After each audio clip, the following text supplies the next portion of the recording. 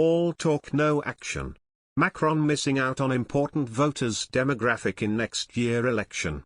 Emmanuel Macron was lambasted by a Frexiteer who argued the French president's Brexit promises to French fishermen are not to be trusted. Les Patriotes leader, Florian Philippot, published a clip of Mr. Macron on Twitter from his speech on Friday, in which the French leader said he would never let go of French fishermen in the country's ongoing Brexit row with the UK. Mr. Macron said a row with Britain over the granting of fishing licenses is playing with our nerves. A post-Brexit dispute has emerged over the granting of fishing licenses for the seas off British shores and also surrounding Jersey, with Paris threatening to block British boats from landing their catches in French ports if the row is not resolved. And on Friday, Mr. Macron said he would continue to fight for his fishermen. But drawing parallels with the French president's unkept promises in relation to coronavirus measures, Mr. Philippot argued Mr. Macron's pledge to fishermen will be another one of his betrayals.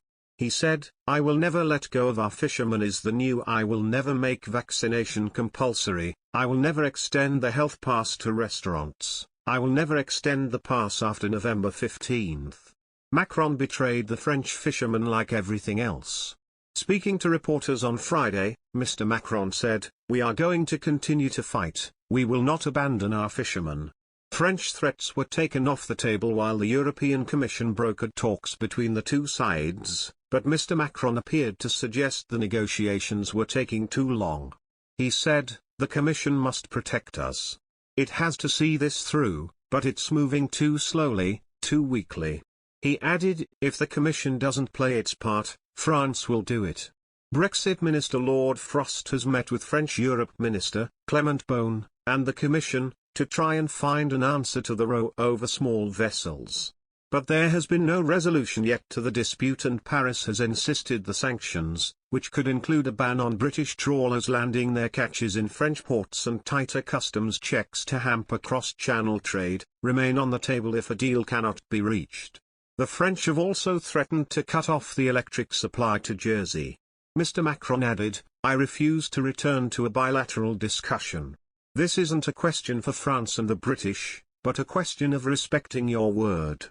Paris says London should have issued more French boats with licenses to fish in British territorial waters since Britain left the European Union. Britain says it is respecting the arrangements that were agreed. The dispute centres on the issuance of licenses to fish in territorial waters 6 to 12 nautical miles off Britain's shores, and in the seas off the Channel Island of Jersey. Maritime Minister Yannick Jadot said earlier on Friday that France would continue to fight every day to get what should be ours and so that those 150 licenses arrive.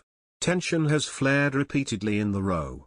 France briefly seized a British fishing boat in its waters in October, and both countries sent maritime vessels to waters off the Channel Island of Jersey earlier this year. As long as the talks go on and our fishermen aren't given all the licenses requested and that they are owed, it's clear we need to accompany them, Attal said in an interview on Europe 1 Radio on Sunday. French Sea Minister Yannick Jadot said Thursday France is preparing to help fishermen who will be forced to stop working if they don't obtain licenses from the UK. The comments caused an outcry in France, suggesting the government believes it may not get all the licenses it has long sought from the UK. That prompted President Emmanuel Macron on Friday to pledge France would continue to fight for its fishermen and not abandon them. "The difficulty is that the British aren't respecting the accord," Attal said on Europe 1 Today. "We don't want any more or any less than making sure the signed agreement is respected. French fishermen have been very patient, and very resilient and are simply wondering whether they will be able to continue working," Attal said. "They need to be supported."